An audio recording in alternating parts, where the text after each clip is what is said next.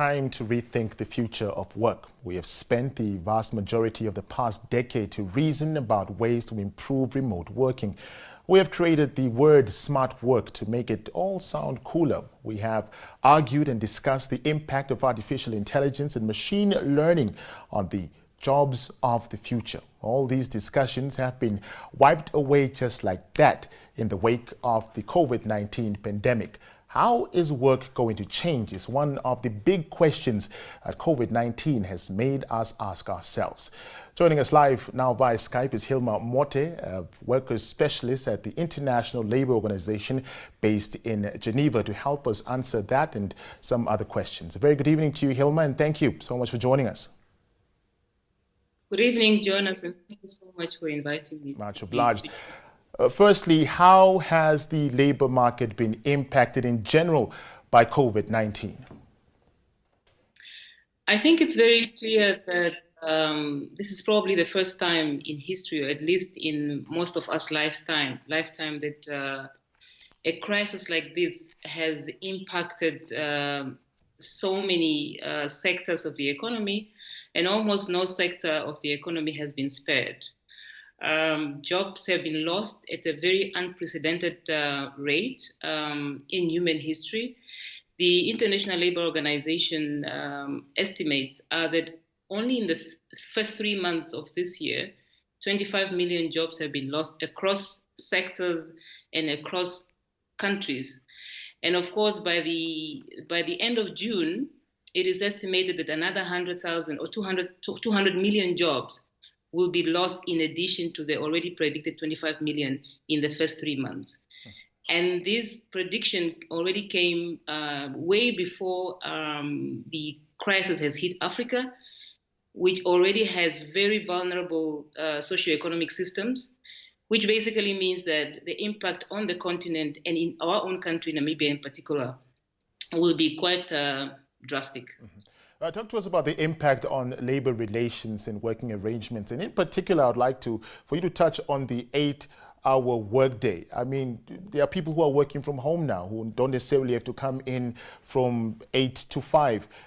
Will we perhaps see a change in legislation relating to labour relations?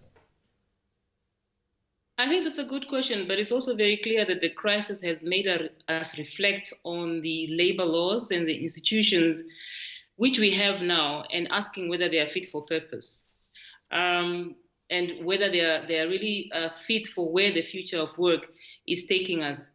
But I think also one of the things that this crisis has done is to make us actually realize that what we used to think is in the future has already happened. It gets us to reflect very deeply about our current business models and modes of operandi. And very soon we realize that there are so many things that we are able to do virtually without necessarily physical contact, that it's actually very possible to work remotely and still deliver as per requirements, and that you do not necessarily need a boss breathing your neck each morning to prove you are working. But this is easier said than done. It is much easier in a system where you have secure jobs, proper internet infrastructure, for example, where targets and outputs are clearly defined.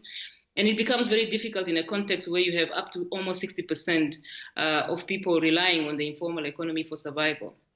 Of course, it is possible to deliver with the right infrastructure. We've also realized that it is possible to run some of the programs that we used to travel for, either by car or by air, long distances, and impacting on the environment, to have meetings over 3 days in a different country, that it's actually possible to do it online. Of course, physical contact will never be replaced. There are benefits in having physical contacts, but at the same time, we realize that it's possible to be able to carry out work without always being in the same room. Hilma, the fourth industrial revolution has been a buzzword that leaders have been throwing around for quite some time now, but there's also a fear on job losses due to the automation and artificial intelligence. There are people who are sitting at home thinking to themselves, well, after COVID-19, will I still have a job? I think that's a good question. I think the whole question of the future of work, which is an agenda that the International Labour Organization has also been advancing for a while, to say, let's reflect on what the future look like, has again been proven that it's an important agenda that we have to consider. Some jobs might become obsolete. There are jobs that are already much more impacted. For example, in the developed world, as soon as the crisis hit, there was a spike in online orders, for example. That actually meant that the job of cashiers became quite challenged in that context, as more and more people were buying online instead of going into a shop.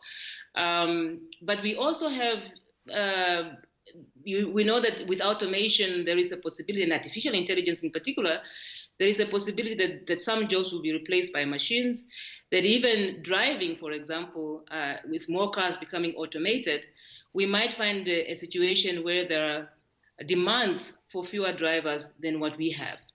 Than what we have now. And therefore, the whole question of retraining, reskilling, and lifelong learning becomes quite crucial.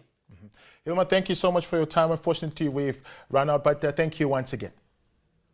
Pleasure. All right. Thank you very much.